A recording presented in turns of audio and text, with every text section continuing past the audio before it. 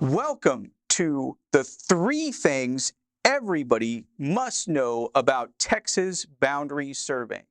Now, I'm not a native Texan, I'm from Georgia, but I've lived in Texas for many years, and over that time, I continue to learn fascinating things about the history and the land tenure of Texas.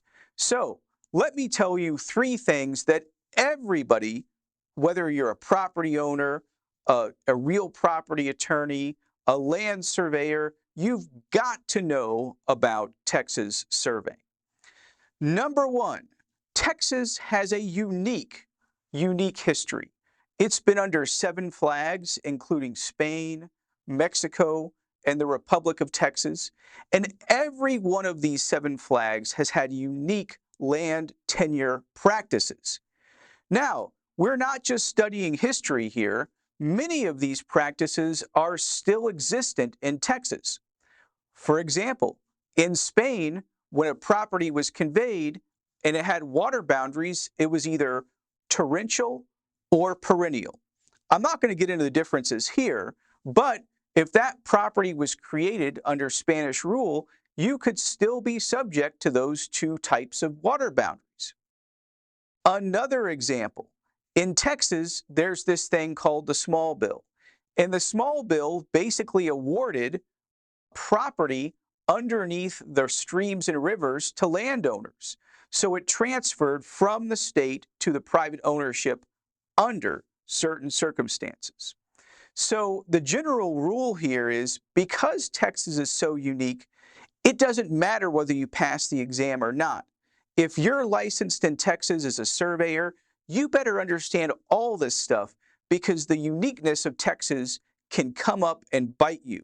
So you better know what you're doing if you're going to author a Texas boundary survey.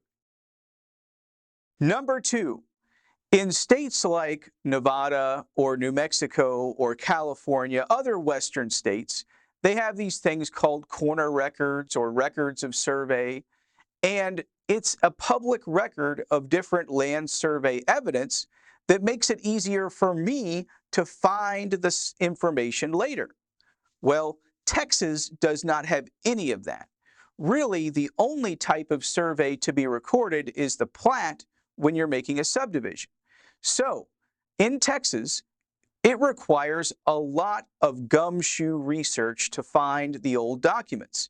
And a lot of times they're just gone. So Texas is very unique in the western states in that a lot of the information available is not in the public record. You've got to go to the private sources. It takes time and money and patience, but it's worth it. Now, the third thing that every Texas surveyor and property owner should know is that Texas is huge. You know, it could take you a day to drive from the east to the west side or north to south. So, obviously, the land systems in the eastern part of Texas are going to be different than the western. Why is that? Because West Texas was settled later. So eastern Texas is very common to the 13 colonies, whereas western Texas feels more like a public land state similar to New Mexico. So if you're a good surveyor on the East Coast, you may not be the greatest surveyor on the western side. So make sure you understand the local intricacies, regulations, and practices wherever you're practicing in Texas. All right, so we talked about the unique land tenure systems, about the unique practices in Texas, and about the lack of public information. I hope those three things have excited you about Texas boundary surveying, and if you'd like to learn more, check out other articles on the website below. Hope you enjoyed it.